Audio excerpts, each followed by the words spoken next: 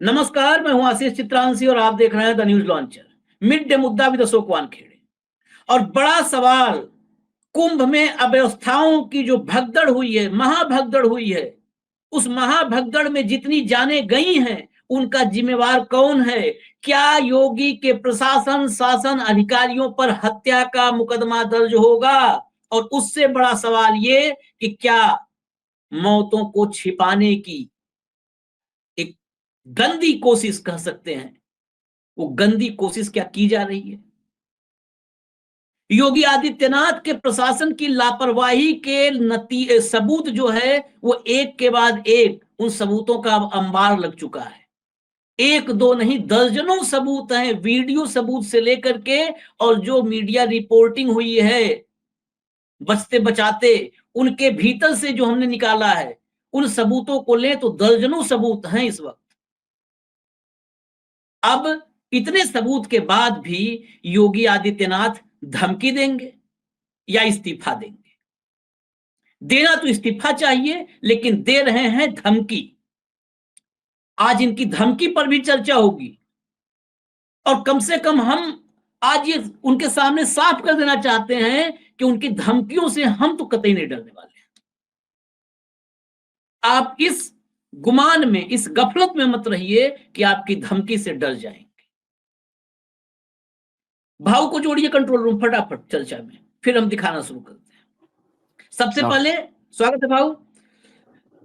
आज स्थिति, आज दिन तो बड़ा मतलब ऐसा कहें कि गमों से भरा हुआ है, लेकिन दिखाते हैं, सबूत दिखाते हैं, दिखाना जरूरी है। बीबीसी की हेडलाइन दिखाइए। हेडलाइन ये जो है, कुंभ की भगदड़ के बाद योगी आदित्यनाथ ने दी ये चेतावनी। कुंभ में भगदड़ के बाद उत्तर प्रदेश के मुख्यमंत्री योगी आदित्यनाथ ने कहा है कि इस हादसे में कुछ लोग गंभीर रूप से घायल हैं। योगी आदित्यनाथ ने कहा कि लोग किसी भी तरह की अफवाह न फैलाएं, वो नकारात्मक अफवाह न फैलाएं, इससे नुकसान हो सकता है। ये इसलिए मैं दिखा रहा हूं कि बाइट भी है, लेकिन बाइट चलाने पर हो सकता है इस समय ये कहा जाए कि नहीं, कॉपीराइट है, आपका रिपोर्टर नहीं था, आईडी नहीं थी, इसलिए हमने टेक्स्ट दिखाया। बाइट मैंने पूरी सुनी है। उन्होंने कहा नकारात्मक अफवाह न फैलाएं, अफवाहों पर ध्यान न दें, कुछ लोग गंभीर रूप से घायल हुए हैं, मैं कामना करता हूं जल्द स्वस्थ हो जाएं। मौत की कोई चर्चा नहीं की गई है, कोई चर्चा नहीं की गई है। अगला दिखाइए जरा फोटो, अगला दिखाइए। ये देखिए, उन्होंने कहा, योगी आदित्यनाथ ने, रात 1 से 2 बजे के बीच अखाड़ा मार्ग पर बैरिकेड्स को फांद कर आने से कुछ श्रद्धालु घायल हुए हैं, उन्हें अस्पताल ले जाया गया है जहां उनका इलाज चल रहा है। उन्होंने कहा फिलहाल 8 से 10 करोड़ श्रद्धालु इस समय प्रयागराज में हैं। कल 5.5 करोड़ श्रद्धालुओं ने महाकुंभ में स्नान किया था, लेकिन संगम नोज पर लगातार दबाव बना हुआ है, लेकिन प्रशासन मौके पर मौजूद है। हटा दीजिए, अब इसको भी हटा दीजिए। अगला दिखाइए, सब एक लाइन से सीक्वेंस में देखिए। अब ये देखिए, TV9 लिखता है, महाकुंभ में भगदड़ मचने से 24 से ज्यादा लोगों की मौत, सीएम योगी बोले हालात नियंत्रण में। अगर इतने पर भी नियंत्रण में है तो फिर भगवान मालिक है। अगला दिखाइए, जनसत्ता, सब चाक चौबंद व्यवस्था है। देखिए तीसरे नंबर पर देखिए, वहां न कोई पुलिस थी, न मदद के लिए कोई आया। प्रत्यक्षदर्शियों ने बताया महाकुंभ में भगदड़ के दौरान कैसे थे हालात, न पुलिस थी, न मदद के लिए कोई आया था। हटाइए। अगला, आज तक दिखाइए, पत्नी की मौत, भीड़ में नीचे मैं आधे घंटे दबा रहा, पत्नी की मौत हो गई। महाकुंभ की भगदड़ में फंसे श्रद्धालु की दर्दनाक कहानी। ये इसलिए दिखाया है कि मौतों की इतने, जो जिनके परिवार की, जिसकी पत्नी मर गई, वो भी झूठ बोल रहा है मेरी पत्नी मर गई। क्या योगी आदित्यनाथ ने क्यों नहीं अपने करीब 5 मिनट का उनका वो संबोधन था, उसको हम बाइट नहीं कहेंगे, संबोधन कहेंगे, बाकायदे संबोधित किया उन्होंने, मीडिया को धमकी दी, चेतावनी दी, लेकिन उस पूरे बयान में मौत की कि कोई जो भी मृतक है उनके प्रति उनकी श्रद्धांजलि है, उनके परिवार वालों को संबल देते हुए एक शब्द नहीं बोला है मुख्यमंत्री उत्तर प्रदेश सरकार योगी आदित्यनाथ ने, एक शब्द नहीं बोला। इसलिए मौत की खबरें मैं दिखा रहा। अब एनबीटी को दिखा दीजिए। हालांकि सबके वही हाल है, सबके वही हाल, सबके एक से लेके आखिर तक, लेकिन देखिए बेशर्म को क्या लिख रहा, पहली हेडलाइन है सबसे ऊपर की टॉप स्टोरी, पीएम मोदी ने 4 बार किया फोन, महाकुंभ में हालत नियंत्रण में, अमृत स्नान के लिए संत त्रिवेणी संगम को निकले, कहीं भगदड़ कहीं मौत, कुछ नहीं चर्चा है। मोदी 4 बार फोन किए, मोदी खुश हो जाए, मोदी खुश हो जाए, बस यही मकसद है। सुबह जब से हम लोग सो के उठे हैं, मैं लगातार इसी खबर पर हूं भाव, इसी खबर पर। ये बेशर्म मीडिया, ये तो और बड़े पापी हैं, इनको तो कुंभ खत्म हो जाए 2 दिन वहीं डुबकी रोक के लगवा देना चाहिए, इतने पापी हैं। ये सुबह से वहां पर जनता की व्यथा पीड़ा वेदना के बजाय अब तो थोड़ा थोड़ा दिखाने लगे इस समय। ये उस समय भी योगी आदित्यनाथ के कवच के रूप में डैमेज कंट्रोल में इन्हीं को लगाया गया था, इन बेशर्मों को। अभी एक कटिंग और शायद कंट्रोल रूम ने नहीं लगाया, वहां पर कोई वर्षा राणा करके या कौन है जो मेला में बड़ी अधिकारी हैं, उनका जो बयान आया है उसमें भी घायलों का ही जिक्र किया। हमने इसलिए कहा मौत छिपाने की कोशिश कर रहे हैं सब, उन्होंने भी घायलों का जिक्र किया। मैं आपको और फोटोग्राफ्स जो है दिखा देता हूं, लेकिन मैं पहले एक सवाल लेता हूं, फिर मैं फोटोग्राफ्स में दिखाऊंगा आपको। भास्कर का फोटो दिखाऊंगा, भास्कर का रिपोर्टर स्वरूप रानी अस्पताल में मौजूद था, उसके सामने 14 डेड बॉडीज स्वरूप रानी अस्पताल में उसने गिना है, और लिखा है भास्कर ने, लिखा है कि भास्कर संवाददाता के सामने उसने 1400 देखे। और उसके अलावा फोटो एक लगाई है, वो फोटो हम नहीं लगा सकते, बार बार यूट्यूब की कम्युनिटी का दिक्कत होता है, गाइडलाइन का। उसमें नंबरिंग किया है भास्कर ने, 1 2 3 4 करके नंबरिंग किया है। मेरे पास वीडियो रखा है, वो वीडियो नहीं दिखा सकते। लेकिन ये बेशर्मी योगी आदित्यनाथ ये धमकी दे रहे हैं, इनको इस्तीफा देना चाहिए या धमकी देना चाहिए?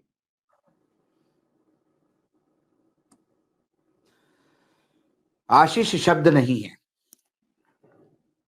ये महाकुंभ मौत का कुआं बन गया। मुझे समझ में नहीं आता कि क्या महाकुंभ पहली बार हुआ है इस देश में। योगी आदित्यनाथ पैदा नहीं हुए थे, नरेंद्र मोदी पैदा नहीं हुए थे, अमित शाह पैदा नहीं हुए थे, मेरे दादाजी पैदा नहीं हुए थे, उनके पिता पैदा नहीं हुए थे, तब से चल रहा है कुंभ। कुंभ धार्मिक आयोजन है, उसे सरकारी इवेंट करके बर्बाद कर दिया। आप मुझे बताइए, क्या प्रयागराज 10 करोड़ की रश सहन कर सकता है? हर चीज का एक लिमिट है। क्या आपने सिस्टमैटिक तरीके से कोई रजिस्ट्रेशन नहीं करना था कि कुंभ इस डेट पे शुरू हो रहा है, इस डेट को खत्म हो रहा है? मौनी अवस्था का नाम सिर्फ हम संतों के लिए और अखाड़ों के लिए छोड़ रहे हैं। बाकी रोज स्नान करने के लिए लोग अपने अपने हिसाब से आए और एक लिमिट के बाद बंद। ये रोज न्योता दे रहे थे लोगों को, 20-20 किलोमीटर दूर से लोगों को चलना पड़ रहा है। हालात ये थे आज के कि सुबह रेलवे स्टेशन से लोग जो उतरे वो रेलवे स्टेशन के बाहर नहीं निकल पा रहे थे कि रेलवे स्टेशन से लेकर संगम तक सब पैक था। लोग बैरिकेड टूटेंगे नहीं तो क्या होगा? प्रेशर कुकर में भी हवा होती है तो कुकर फटता है। कुकर फटने पे अंदर के स्टीम को मत आप दोष दीजिए, आप व्यवस्था में दोष दीजिए। और ये कहां से पढ़े लिखे भाई? ये कौन सा ग्रेजुएट है ये मुख्यमंत्री? मुझे दया आती है उस इंस्टीट्यूट पे जिसने इसको डिग्री दी होगी। निगेटिव अफवाह नहीं फैलाएंगे। अरे अफवाह ही निगेटिव होती है, और ये अफवाह निगेटिव है तो फिर क्या आप बार बार जो कहते हो कि कुंभ में सब नियंत्रण में है, ये पॉजिटिव अफवाह समझे हम? प्रधानमंत्री के फोन जाते, गृह मंत्री के फोन जाते, हिंदी फिल्मों का एंड हो गया, क्लाइमैक्स हो गया, हीरो विलन को मारता और पुलिस पहुंचती है। अब तक कितने हादसे हुए? 57 से लेके हम तक हर कुंभ में कहीं ना कहीं हम हादसे देखते आ रहे हैं। इससे क्या मैनेजमेंट सीख लिया? सारा महकमा वीआईपी मूवमेंट में लगा हुआ है, 2.5 लाख स्क्वायर फीट में बैठा हुआ है पूरा कैबिनेट। खाली करिए जमीनों, कोई उत्तर प्रदेश के कैबिनेट की जरूरत नहीं महाकुंभ में। पहले महाकुंभ कौन संभालते थे? डीएम संभालते थे, पुलिस संभालती थी। वीआईपी कल्चर बन गया, बड़े बड़े टेंट लग गए 60-60 हजार रुपए रात के, और जिनकी आस्था है वो रेत पे सो रहे हैं। जो जो फोटोग्राफ खींचने के लिए आते हैं उनको आप व्यवस्था मुहैया करवा देते हैं। शायद मेरे नॉलेज में, जितनी मेरी उम्र है और जितना मैंने कुंभ देखे, मौनी अमावस्या का ये पहला स्नान है जो अखाड़ों ने नहीं किया होगा शायद, और ये कुंभ प्रबंधन से है। क्या वहां मौतें नहीं हुई? क्या मुख्यमंत्री उत्तर प्रदेश ये बताए वहां मौतें नहीं हुई? क्या अशोक वानखड़े, आशीष चित्रांशी निगेटिव अफवाह फैला रहे हैं? क्या भास्कर अफवाह फैला रहा है? क्या टीवी 9 अफवाह फैला रहा है? क्या बीबीसी अफवाह फैला रहा है? शर्म आती है मुझे वो जिसको महिमा मंडन करने में लगे हैं कि प्रधानमंत्री ने 4 बार फोन किया। तो क्या किया प्रधानमंत्री ने 4 बार फोन किया? तो क्यों ऐसे लोग मुख्यमंत्री बने हुए हैं? ये कुप्रबंधन है। और मुझे लग रहा था जिस हिसाब से ये विज्ञापन कर रहे थे, जिस हिसाब से बड़ा चढ़ा की चीजें बता रहे थे, जिस हिसाब से ये कुंभ के बारे में अफवाहें फैला रहे थे, पूरे देश को गुमराह कर रहे थे। कितने वीडियोज है, इसके पहले भी एक प्रोग्राम हमने किया था कि लोग खुले में रेत पे पड़े हुए हैं, आधा ब्लैंकेट पे लटका हुआ है, आधा ब्लैंकेट ढका हुआ है, पीने को चाय नहीं है, खाने को नहीं है कुछ। चंद पत्रकारों को दिल्ली से ले जाके बढ़िया स्नान करवा के, बढ़िया 8 मील का कोर्स का खाना खिला के आपको लगता कुंभ हो गया? पत्रकारिता सरकारी आयोजन पे जाने पे नहीं है आशीष। पत्रकारिता में भास्कर के उन तमाम रिपोर्टर्स को मैं आज सैल्यूट करता हूं। रात को 2 बजे से मैं लगातार देख रहा हूं अपडेट उनकी। कोई हॉस्पिटल में जाता है, हॉस्पिटल में अलाउड नहीं है उनको जाने के लिए। उसने कहा कि भाई मेरे रिश्तेदार को ढूंढ रहा हूं मैं। तब वो लड़की अंदर गई और गिरने के बाद लाशें जमीन पे पड़ी हुई है। और ये मुंह नहीं खोल रहा। गिनती के बारे में भाव, गिनती मैं दिखा देता हूँ। अभी तक फोटो दिखा देता हूँ, एक बार फोटो दिखा देता हूँ। ये लोगों को लगे कि जो है, ये देखिए, प्रयागराज के संगम तट पर मंगलवार बुधवार की रात करीब 1:30 बजे भगदड़ मच गई। हादसे में 14 से अधिक लोगों की मौत की खबर है। 50 से ज्यादा श्रद्धालु घायल हैं। स्वरूप रानी अस्पताल में मौजूद भास्कर रिपोर्टर के मुताबिक 1400 पोस्टमार्टम के लिए लाए जा चुके हैं। हालांकि प्रशासन ने मौत या घायलों की संख्या को लेकर कोई जानकारी नहीं दी है। जी भाव, अब हटा दीजिए इसको। जी, तो ये आंकड़ा है आशीष, जो मौत का आंकड़ा छुपाए उससे ज्यादा दरिंदगी नहीं मैं समझता हूं। सबसे पहले श्रद्धांजलि देनी चाहिए थी जो लोग आए वहां पे। ये आस्था की मौत है। लोग गंगा में आस्था से जाते हैं ना। कहां गए समित पात्रा?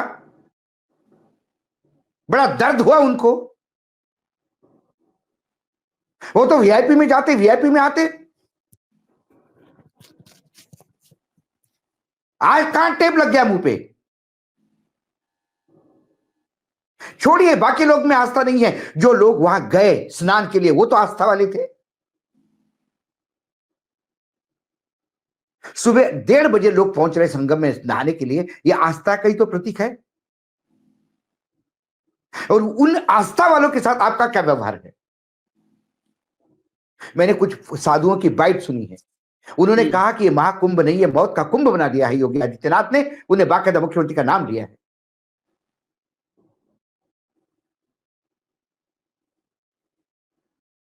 वो कहां व्यवस्था, कहां थी एम्बुलेंस?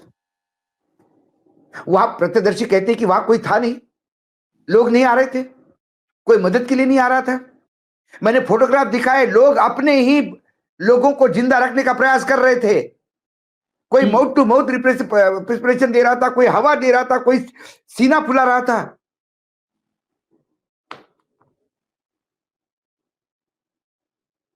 वॉलंटियर्स नहीं थे। मौत ने अपना तांडव पूरा किया, उसके बाद एनएसजी पहुंचता है। क्या ये भीड़ बढ़ रही है, क्या इसका कोई इंफॉर्मेशन किसी के पास नहीं था? जो लोग देख रहे थे कि ये बैरिकेड टूट रहे हैं, क्या उन्होंने ऊपर इन्फॉर्म किया था? क्या अखाड़ों के लिए जो रास्ता था वो खोलने का प्रयास किया गया था? क्योंकि हमारे यहां सारी चीजें मौत के बाद होती हैं। जब लोग मर गए, और ये मर गए बार बार मैं इसलिए कह रहा हूं कि प्रशासन के मुंह से शब्द नहीं आए, प्रधानमंत्री का अभी तक ट्वीट नहीं आया श्रद्धांजलि का।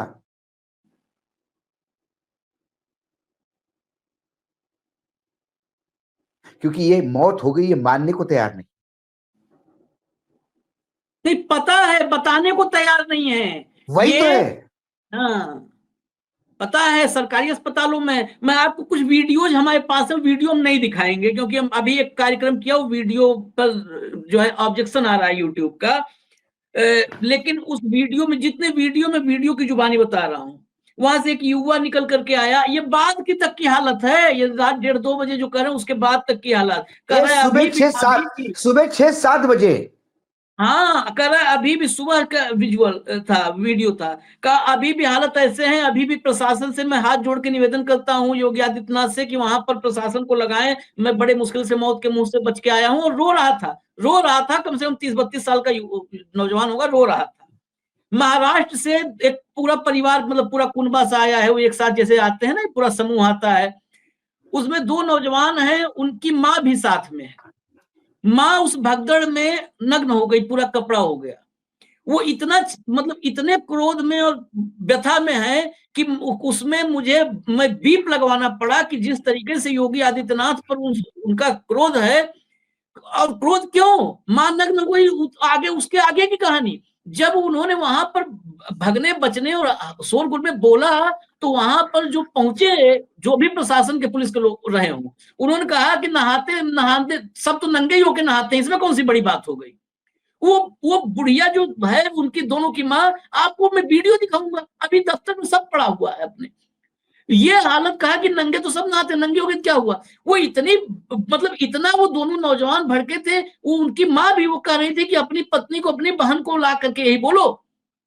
मतलब वो वहां से किसी तरह निकल आए, ये हालत है। और ये पाखंडी वहां पे जो झूठ बोल रहे सब मीडिया कैमरे के सामने, और मीडिया वाले बेगैरत खड़े हैं। एक महिला वहां पे उसी महाराष्ट्र से आई है, महाराष्ट्र से कह रही है मैं आरएसएस की कार्यकर्ता हूँ, आरएसएस की कार्यकर्ता हूँ, योगी आदित्यनाथ आरएसएस की कार्यकर्ता। आज जो मेरे साथ हुआ यहाँ पर, जैसे मेरे कपड़े वो कर दिए गए, सब किसी कपड़े का आता पता नहीं है। उसके अलावा एक, मतलब वहां पर भटक रहे, किसी की माँ, ऐसे तो बहुत सारे, किसी की माँ गायब है, किसी परिवार का कोई गायब है। एक बुजुर्ग दंपत्ति बैठा हुआ है, जो बुजुर्ग मेल पर्सन है, वो वहां भगदड़ के बाद किनारे बैठे हैं, लेकिन सांस फूल रही है, वो तबीयत खराब हो रही है। वो कह रहे मुझे यहाँ से कैसे बाहर जाऊं, कहीं किस रास्ते बाहर जाऊं।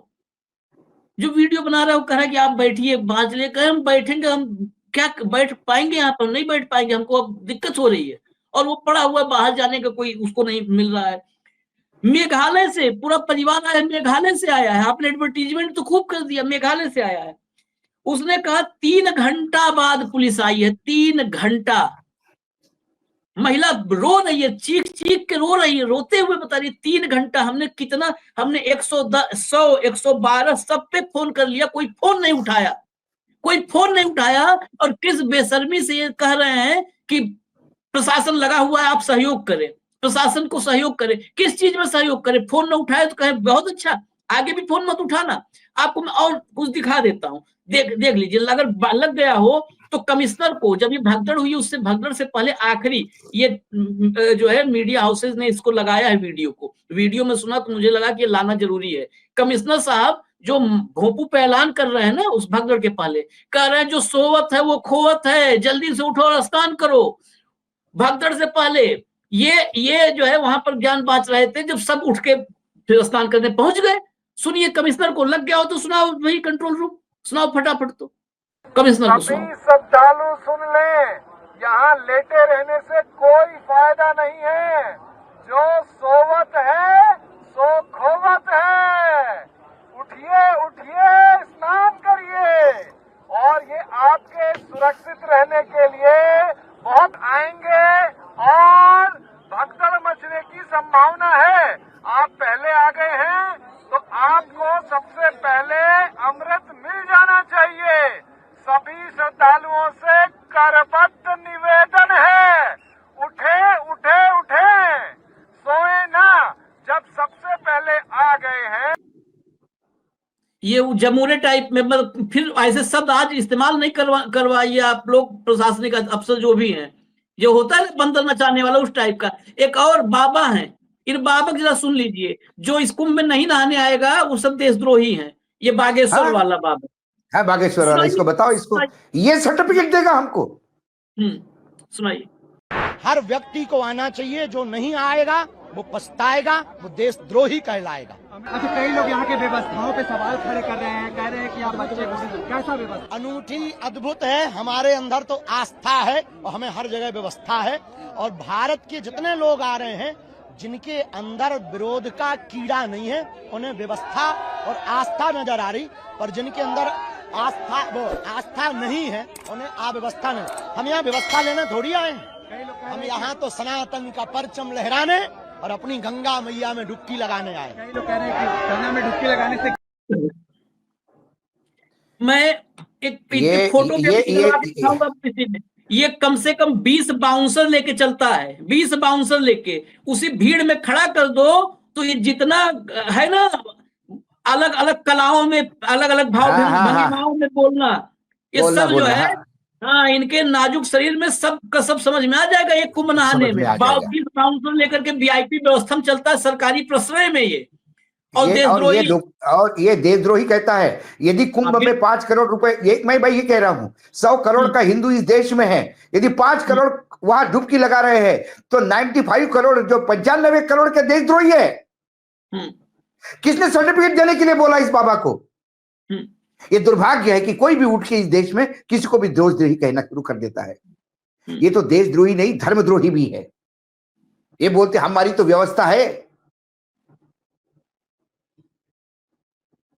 इसको भी ये जो कमिश्नर उठो उठो नाहो बोल रहा था, गंगा में जाके डुबकी लगाओ, अमृत ले लो, सीधा उन्होंने अमृत लेके लोगों को स्वर्ग भेज दिया।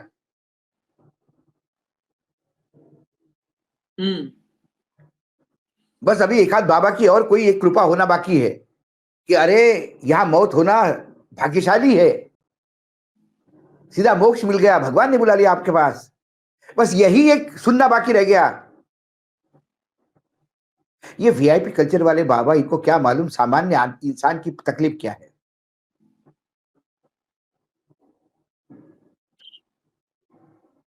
आज पूरा देश स्तब्ध है और कम से कम न्यूज लॉन्चर पे तो वस्तु स्थिति सामने लाने का प्रयास करेंगे। कुंभ के प्रति आस्था हमारी भी है, कुंभ में जो जाते हैं उनके प्रति भी आस्था है, लेकिन उस आस्था का जब व्यापार होने लगता है तो सवाल तो उठेंगे। कुंभ ये धार्मिक आयोजन है कि इवेंट मैनेजमेंट का काम है, कि विज्ञापन करने की जगह है या क्रेडिट लेने का एक तमाशा है। इन सभी बातों पे गौर करना होगा। मैं उसे एक आध्यात्मिक पर्व मानता हूं, आस्था का पर्व मानता हूं। उसको VIP का तड़का देकर, इवेंट का तड़का देकर और खुद को महिमा मंडित करने का एक रास्ता इसमें से निकलता है क्या? क्या मेरा प्रधानमंत्री पद इसमें से निकलता है क्या? ये देखना मतलब इस कुंभ को भी ATM समझना है। सनातन धर्म में विश्वास रखता हूं। मेरे कुंभ का जब व्यापार होने लगता है तो दर्द होता है, और जब व्यापार होगा, इवेंट होगा, तो इवेंट में ये भगदड़ होगी। कौन जिम्मेदार है इसके लिए? इस भगदड़ के लिए लोग ज्यादा आ गए। बुलाए किसने थे? आप घर पे खाने पीने की बोल, लोग बुलाएंगे और बोलेंगे आप खाना मत खाओ। बुलाया तो खाने पे था ना। तो जब आपको पता था कि आपकी औकात नहीं खाना खिलाने की, तो इतने लोगों को बुलाया काहे? कोई भी शहर 10 करोड़ 15 करोड़ लोगों की भीड़ नहीं झेल सकता। और भाऊ जितने ना हिंदू इस देश में है, जितने हिंदू इस देश में है, उसके 5% भी कुंभ में नहीं गए। तो यह हाल है। नहीं, उन कुंभ आंकड़ों पर बेसिकली, कोई सच्चाई नहीं है कुंभ अभी, आंकड़ों कुंभ जो है, कुंभ जो है, मुझे लगता है ये अखाड़ों का, ये संतों का एक संगम था। सब एक होते हैं, विचार विनिमय करते हैं, धर्म के बारे में आस्था होती है, लोग उनको मिलने जाते हैं, सुनने जाते हैं, चलो आए हैं तो गंगा मां में डुबकी लगाएंगे। कई जगह गंगा स्नान का महत्व है, पूरे साल में कई गंगा स्नान आते हैं, और जरूरी नहीं कि संगम में ही गंगा स्नान करने से पुण्य होगा। गंगा तो जहां उगम स्थान से लेके जहां समुद्र में मिलती है, तो गंगा ही है ना। कि गंगा इलाहाबाद में या प्रयागराज में ही मां होती है? सवाल ये है, क्योंकि आपने इसको इवेंट किया, आपको इसको रिकॉर्ड चाहिए। 25 लाख दिए राम जन्म उत्सव पर, रिकॉर्ड, वर्ल्ड रिकॉर्ड। बस मेरे नाम से कुछ हो जाए। ये कुंभ मैंने इतना बड़ा किया, इसीलिए इन मौतों का, उनको इस कुंभ में हुए मौत की जरा भी चिंता नहीं, जरा भी दुख नहीं। नहीं तो अभी तक मुआवजा अनाउंस हुआ होता। हाँ, ये तो अभी तो ढकने छिपने में लगे हुए हैं। सबसे बड़ी बात, मुआवजा सुबह, ये ढकने छिपने में लगे हैं। इसीलिए इस बात को हम क्यों लाए, ये कहीं नहीं अभी चर्चा, ये बेसिकली पूरे विश्वास से हम ये बात कह रहे हैं कि ये मौतों को छिपाने में, उस पर चादर डालने में लगे हैं। अब कैसे करेंगे, या तो अब प्रोग्राम्स हम लोग कर रहे हैं, हो सकता है ये न कर पाए, लेकिन अब कर नहीं पाएंगे क्योंकि बहुत सारा है। हम 3 दिन डिबेट करेंगे इसी पे, ये मौत नहीं छिपा पाएंगे। मौत छिपाने के लिए इनको बहुत लोगों को जेल में डालना पड़ जाएगा। जवाबदेही लेनी होगी, कुंभ की जवाबदेही लेनी होगी। आदित्यनाथ मुख्यमंत्री जी को ये जवाबदेही लेनी होगी। कम से कम ये जवाबदेही लेके जो भगवा पहना है उन्होंने, उसके साथ तो न्याय कीजिए। एक राजनीतिज्ञ नहीं न्याय कर सकता है, एक पीठेश्वर तो कर सकता है। न्याय कीजिए महाराज, और मुक्त कीजिए इस्तीफा देकर। करने दीजिए अखाड़ों को आयोजन। हमारे अखाड़े सक्षम है कुंभ का आयोजन करने के लिए। सरकारी तड़का मत लगाइए इसको। एक तो ये वीआईपी कल्चर ने बर्बाद कर दिया आशीष। असली खेल वही है, सब वीआईपी, सारा खेल वीआईपी कल्चर ने बर्बाद कर दिया। कितने पंटून ब्रिज थे, कितने खुले थे? अरे अमित शाह उस दिन सब बंद कर दिया था। इतने उस दिन के इतने वीडियोज हमारे पास हैं, इतने वीडियोज हैं। और अब सुनिए, एक और भी 2-3 बातें और बड़ी महत्वपूर्ण है, तब फाइनल कमेंट आप करेंगे। ये आज अब जब सब हो गया, इतना मातम में बदल गया, मौनी अमावस्या, तो ज्ञान दे रहे हैं योगी आदित्यनाथ, संगम नोज पर मत जाइए, वहां पर जहां पर आप हैं वहीं पे नहा लीजिए। अब ज्ञान दे रहे हैं, जहां हैं वहीं नहा लीजिए, हर जगह गंगा है। एक और ये हम पहले दिन से कह रहे हैं, यही हम कह रहे हैं। तो हम तो देशद्रोही हैं। एक इसका धीरेन्द्र शास्त्री, एक और फोटो जरा दिखाइए। ये लोग असल में, इनके पास लाखों करोड़ों ये सब फॉलोअर बना लिए ना सनातन की रक्षा के नाम पर। ये देखिए, जब ये लोग पढ़ेंगे तो कहां जाएंगे? संगम महत्व के साथ जानिए, अमृत स्नान पर संगम में ही डुबकी लगाना क्यों जरूरी है। संगम में ही डुबकी का मतलब वही संगम नोज, इसीलिए वो संगम नोज है कि जहां पर त्रिवेणी है। संगम में ही डुबकी लगाना क्यों जरूरी? जब ये हमारे आइकन है, आइडियल है, रोल मॉडल ये लोग बन रहे हैं और ये कह रहे हैं, तो क्यों नहीं लगाएगा डुबकी वहां पर? क्यों नहीं लगाएगा?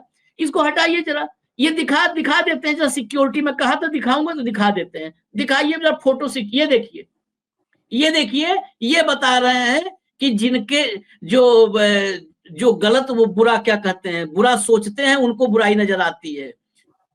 हम तो यहाँ पर व्यवस्था लेने ही नहीं आए हैं। व्यवस्था जो परमानेंट व्यवस्था में चलता है, मध्य प्रदेश सरकार से वाई सिक्योरिटी मिली है, वाई कैटेगरी की सिक्योरिटी मध्य प्रदेश सरकार से मिली है। जिस प्रदेश में जाते हैं उस प्रदेश में मुख्यमंत्री सिक्योरिटी का जाल बिछा देता है।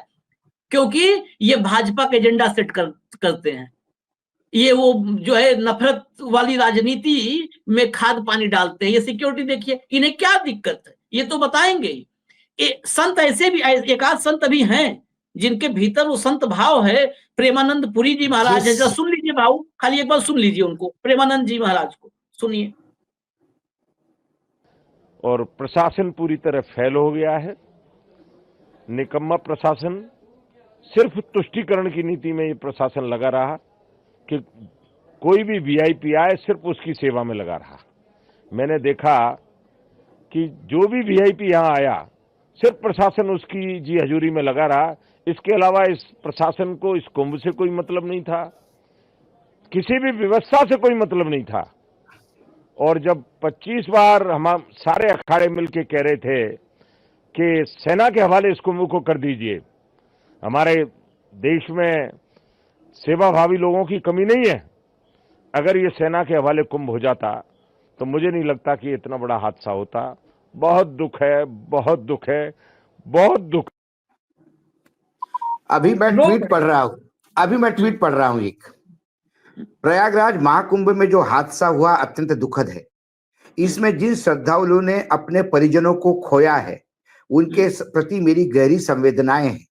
इसके साथ ही मैं सभी घायलों को शीघ्र स्वास्थ्य होने की कामना करता हूं। स्थानिक प्रशासन पीड़ितों की हर संभव मदद करने में जुटा हुआ है। इस सिलसिले में मैंने योगी आदित्यनाथ मुख्यमंत्री से बात की। ये प्रधानमंत्री नरेंद्र मोदी का ट्वीट है और यदि मैं आदित्यनाथ की बात मानूं तो ये निगेटिव अफवाह फैला रहे हैं। हाँ, निगेटिव अफवाह फैला रहे हैं। ये बोल रहे कि हादसे में लोगों ने खोया है, जबकि खोने वाली कोई ऐसी बात योगी आदित्यनाथ के पास रिकॉर्ड में नहीं आई। ये कैसा मुख्यमंत्री है, ये कैसा मुख्यमंत्री है कि जो पूरी कैबिनेट लेके वहां बैठा था और सब कैबिनेट, देखिए प्रयागराज के लिए 360 ट्रेनें चलाने की योजना, ये सारी खबरें हैं। 360 ट्रेनें चलाएं और चलाने के बाद क्या करेंगे, लोग आएंगे, उनको क्या करोगे लाके। कुल मिलाकर ये इतना दर्दनाक हुआ है, मतलब व्यवस्था है ही नहीं। लोगों को बुलाए जा रहे हैं, अपने आप को महिमामंडित कर रहे हैं, मीडिया से अपना ढोल पिटवा रहे हैं, लेकिन फिर जब आज मौतों का अंबार लग गया, लाशों का ढेर लग गया, क्योंकि 24-25 यदि मैं 25 लाशें यदि मैं TV9 भारतवर्ष की मैं बात मानूं और यदि 25 लाशों का ढेर लग गया तो फिर आशीष बचता क्या है? कौन सा व्यवस्था है? अफवाह कौन फैला रहा था कि सारी व्यवस्थाएं ठीक है और आप आइए और आराम से करिए। एक और मैं अंतिम टिप्पणी करना चाहता हूं। जिस देश में 81 करोड़ लोग, 70% लोग सरकार के दिए हुए 5 किलो के अनाज पे जी रहे हो, यदि वो अनाज नहीं मिला तो भूखे सो रहे हो, इस भूखे नंगे देश के लोग किससे पैसे लेके संगम में जाएंगे? क्या गरीब होना राष्ट्रद्रोह होना है? यदि उसने कहा कि जो नहीं नहाता वो राष्ट्रद्रोही है, तो गरीब होना राष्ट्रद्रोह है। आप संगम पे नहीं जा सकते, आपकी नहीं आर्थिक स्थिति, तो आप राष्ट्रद्रोही है। ये तमाचा है उस रईसजादे का जो करोड़ों रुपए में खेलता है आस्था का व्यापार करके।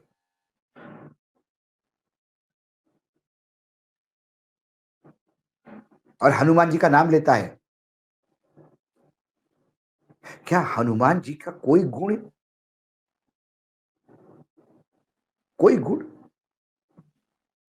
जिन्होंने अपने गले की रत्नों की माला तोड़ के फेंक दी क्योंकि भगवान, मेरे भगवान नहीं है इसमें, मुझे मोतियों की कीमत नहीं है,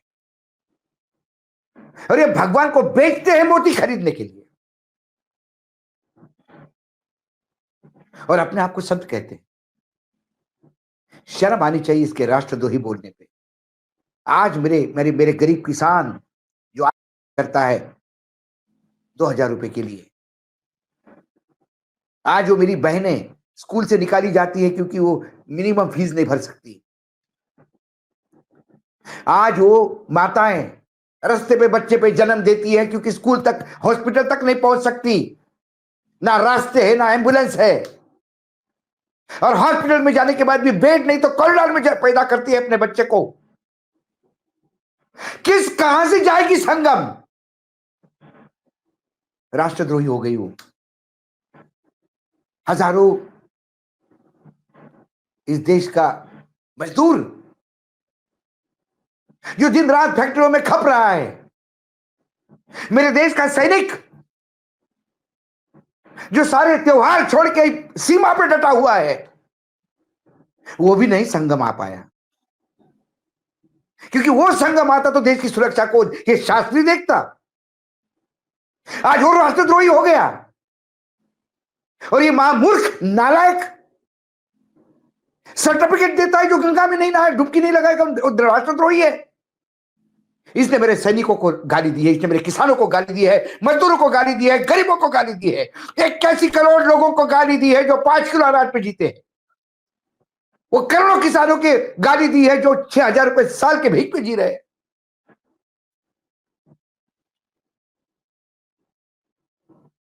ये धर्म को बेचते हैं, धंधेबाज है, धर्म का धंधा करते ही है और गाली देते लोगों को। शर्म आनी चाहिए थी। योगी आदित्यनाथ जी को सबसे पहले कहना चाहिए था, जिनकी मौत हो गई मैं श्रद्धांजलि उनको देता हूं, माफ कीजिए, हो गई, मौत हो गई, अब बाकी बचा हुआ कुंभ देखना है कैसा है। तो लगता था कि संवेदन है कहीं ना कहीं दिल में। अरे मुख्यमंत्री के नेताओं को तो संवेदना होती ही नहीं, मैं मानता ही नहीं। राजनीति में जो लोग होते हैं तो 90% लोगों को तो संवेदना होती ही नहीं, सिर्फ सत्ता का मोह होता है और सत्ता में बैठने के लिए लगातार प्रयास करते रहते हैं। हर चीज को बेचते हैं, धर्म को बेचते हैं, अपने आत्मा को बेचते हैं, अपने विचारों को बेचते हैं। लेकिन आशीष वो धर्म गुरु है, एक पीठ के पीठेश्वर है। क्या नाथ पंथ की गद्दी को ऐसा वारिस मिला कि जिससे आंखों से 25 श्रद्धालुओं की मौत पे एक आंसू भी नहीं टपकता, और जो धमकी देता है कि अफवाह मत फैलिए।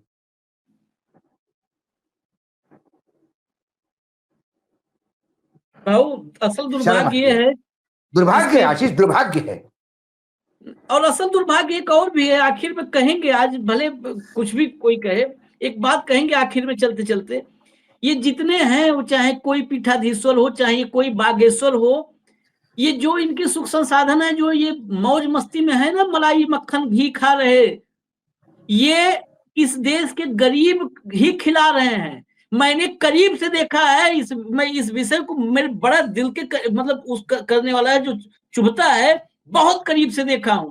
नाम नहीं लूंगा, इन जितने ये जो है कथावाचक के रूप में और बाबा बनके और दुनिया भर का ये मंत्र और जंतर और पर्ची निकालने वाले बैठे हैं, गरीब गांव का गरीब किसान, महिलाएं, वो गेहूं पैदा होता है, गेहूं कटा हुआ रखा है, उसमें से कहती है 50 किलो बेच दो, जरा चल रहे बाबा के यहाँ, और बाबा के यहाँ चल के 50 किलो बेच के गेहूं धान 2 कुंटल धान बेच करके 1 कुंटल धान बेच करके, और वो QR कोड टीवी पे जब देखते हैं ना इन सब का, ये बागेश्वर, ये वो अनिरुद्धाचार्य, इन सब का जब टीवी प्रवचन आता है भाव, ये व्यवहारिक मेरे आंख का देखा हुआ, मैं एक आपको पता है इससे जुड़े हुए एक संस्थान में मैं रहा, वहां इस वो अपना लगवाते हैं सबकी कथा के समय, मेरा वो स्कैनर लगाओ, और वो कहां से पैसा आता है, हम निजी बातचीत में मैंने जो सुना, वो गांव से पैसा आता है। इसीलिए डीडी डायरेक्ट जो सरकारी है वो गांव तक फ्री चलता है, गांव तक उसकी रीच होती है। ये